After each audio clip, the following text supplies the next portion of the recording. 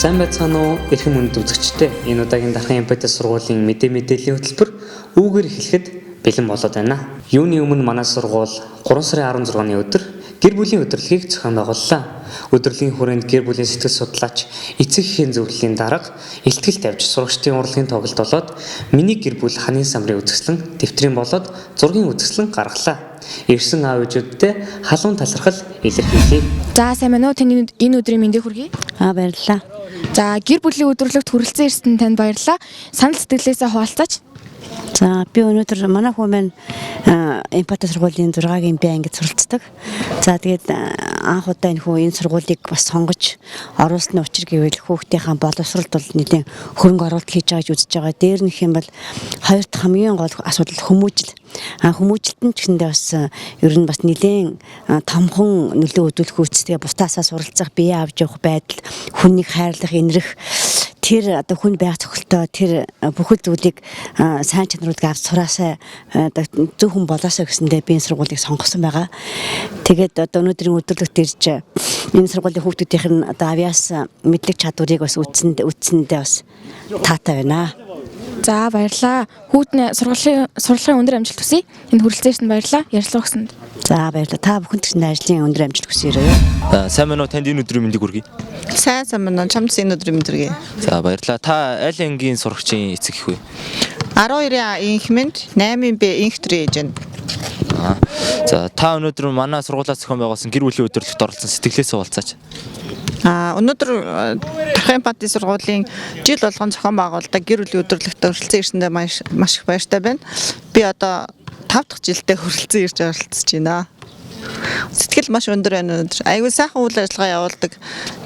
Дандаа баярлж идэг. Энэ өдрийг бас байнгын ирж оролцдог болохоор баг дэсэн ядан хүлээж идэгтэй. За та манай сургуульд хандаж ирэх үгүй нү? Хүүхдүүдийн маань сурч боловсрох орчин нөхцөлийг айцаахан бүрдүүлдэг. Бидний бас эцэг эхчүүдийн одоо нэгийнхэн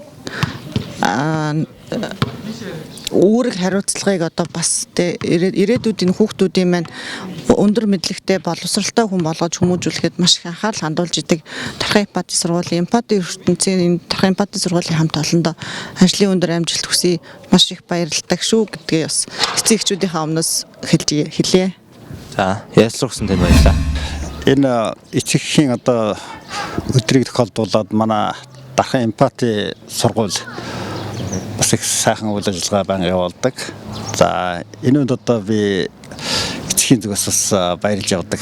Яагаад гэвэл бид нэр одоо энэ дэлхийд эрдэм боловсралтай, эх орныхоо төлөө гэсэн сэтгэлтэй зөв үзэл бодолтой ийм хүмүүсүүд хүүхдүүдийг төрүүлэхийн тулд багш, эцэг эх сурагчтай ингээд хамтарч 3 түвшний гэдэг бас хамтарч ажиллах хэрэгтэй. Энийг бол ойлгож байна тий. За бид нар бол яг саяхан одоо 9-ийн В ангийнхаа хамт олон хүүхдүүдтэй яваад энэ дархны энэ үйлдвэрийн арианаар нэхийн хавцаад компаниар ороод ер нь одоо үйлдвэр гэж юу юм те. Энэ үйлдвэрийг одоо анхан шатанд нь яаж боловсруулдгийг энэ үйлдвэр гэдэг чинь одоо технологи нь ямар өнгөтэй өвнөртэй амттай байд ингээд хүүхдүүд яг биетээр мэдрэх сонирхол байдаг.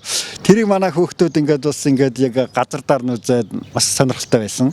За дараа нь бол сургуулийн хүүхдүүд ягаад дараа нь бол яг эрүүл мэнд зөв хооллолт гэдэг сэдвээр бол бас нөхөрхөн сургалт одоо явуулсан.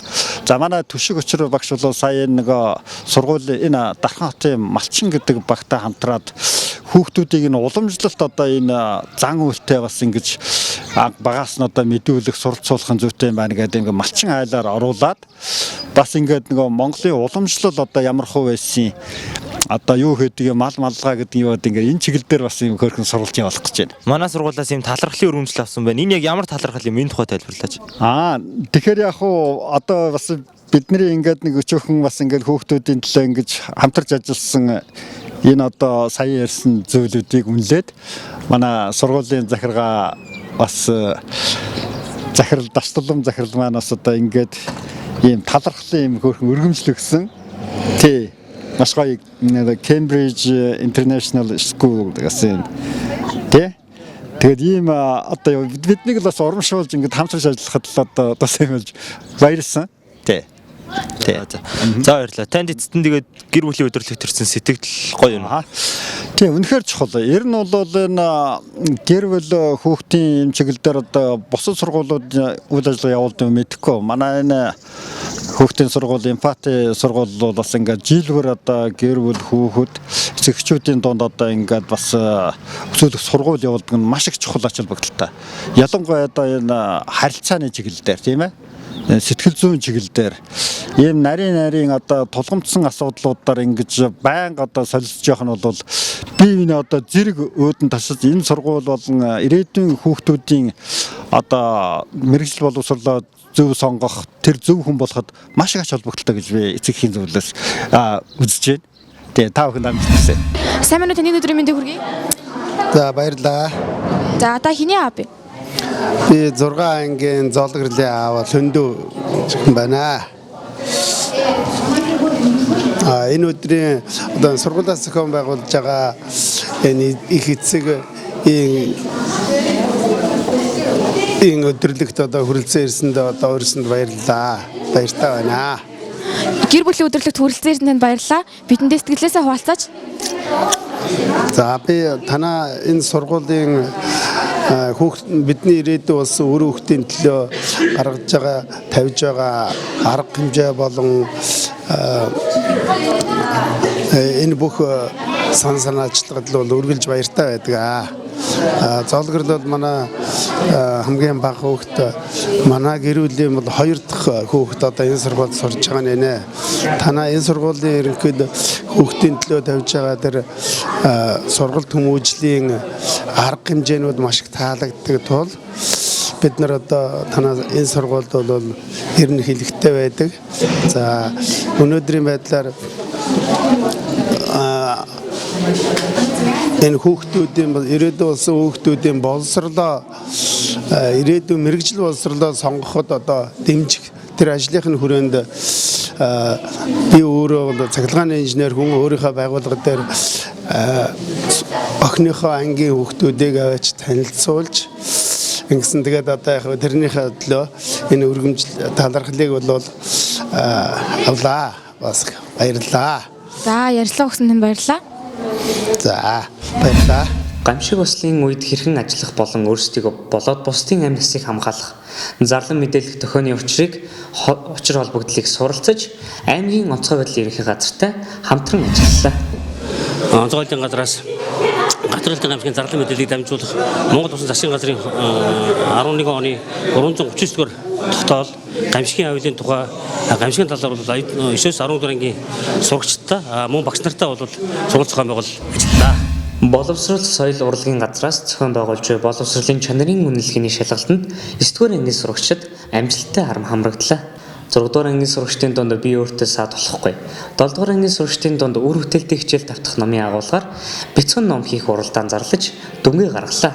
Шилдэгүүдээр 6-р ангиас 6А нандин хүслэн, 7-р ангиас 7А мишэл, 7Б-гийн мөнх тэргэл, 7А-гийн Б дүлгөөнөр шалгарлаа. Сурагч нартаа амжилт хүсье. Олон улсын загалмай нийгэмлэг үүссний 100 жил, Монгол улсын загалмай нийгэмлэгийн 80 жилийн ойд зориулан Дархуул аймгийн сар бүрэн 8-ны өдрийг сайн өчтөх хүмүүлийн өдөр болгохоор санаачилжээ.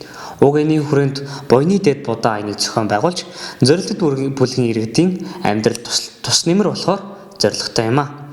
Манай сургууль буйны дэд будааны айнд нэгдэж байна.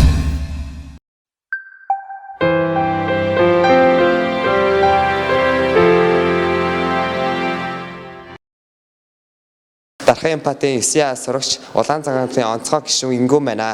Манай сургууль буйны дэд будааны аян явуулж байгаа. Би ч гэсэн нэгдэж байгаа. Амьдралын нэгэн мөчийг бусдын сайхны төлөө зориулъя. Hello everyone. My name is Ingun. I'm a student of Darhan Empathy School. Our school is throwing a charity and I am helping out. I wish you can join us as well.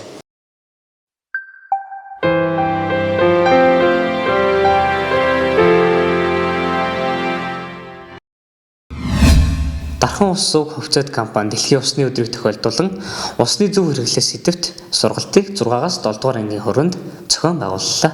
Дархуул аймгийн ерөнхий боловсролын сургуулиудын 6-аас 12 дугаар ангийн хооронд явагдсан биологийн олимпиадад 9J ангийн Г Ануужин алтан медаль, 9J ангийн Э Мишель мөнгөн медаль, 10-ын А ангийн Г Мөнхцол мөнгөн медаль, 12-ын А ангийн сурагч Б Дүлгэн мөнгөн медаль, 12-ын А ангийн сурагч Б Дүлгэн мөнгөн медаль, 12-ын А ангийн сурагч Б Сүн гэрэл мөнгөн медаль, 12-ын А ангийн сурагч Иш Нандин Эрдэн хүрэл медалийн эзэд толцгожээ.